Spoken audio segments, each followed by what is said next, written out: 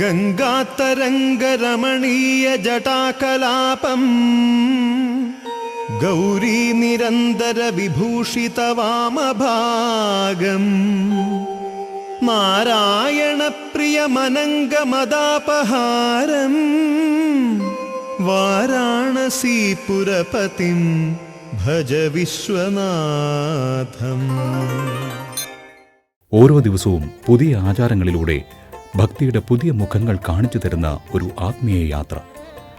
ആ യാത്രയിലെ ഏറ്റവും ദൃശ്യഭംഗിയുള്ള ചടങ്ങുകളിലൊന്നാണ് ശീവേലി.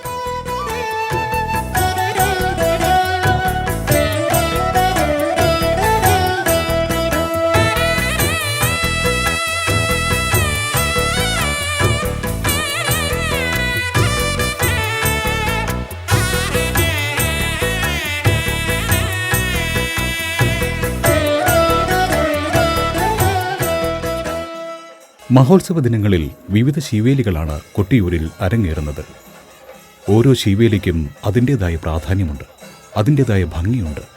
വാദ്യമേളങ്ങളുടെ അകമ്പടിയോടെ പ്രാർത്ഥനകളുടെ പശ്ചാത്തലത്തിൽ യാഗഭൂമിയിലൂടെ നീങ്ങുന്ന ശീവേലി ഭക്തർക്ക് അപൂർവമായൊരു അനുഭവമാണ്.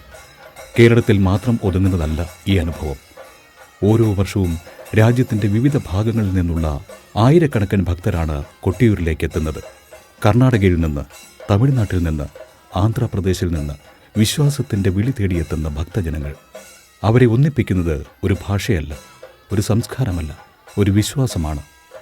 ആ വിശ്വാസത്തിൻ്റെ ഏറ്റവും മനോഹരമായ കാഴ്ചകളിലൊന്നാണ് പൊന്നിൻ ശീവേലി.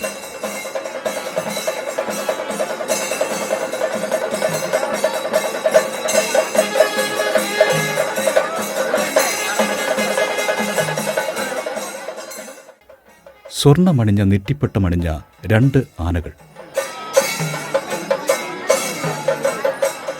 മേളങ്ങളുടെ അലയൊലി,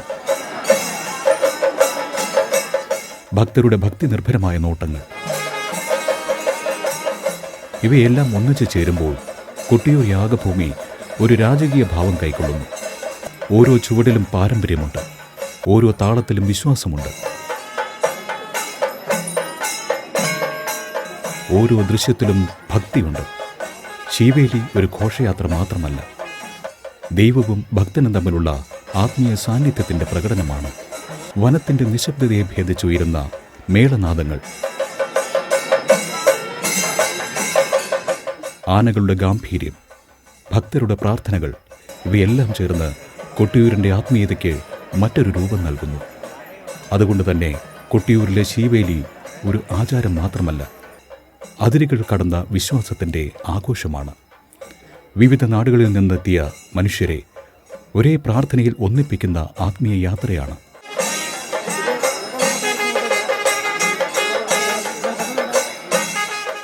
അങ്ങനെ ശീവേലിയുടെ ഓരോ ചുവടും കൊട്ടിയൂരിൻ്റെ അനശ്വര പൈതൃകത്തിൻ്റെ കഥ പറഞ്ഞുകൊണ്ടേയിരിക്കുന്നു.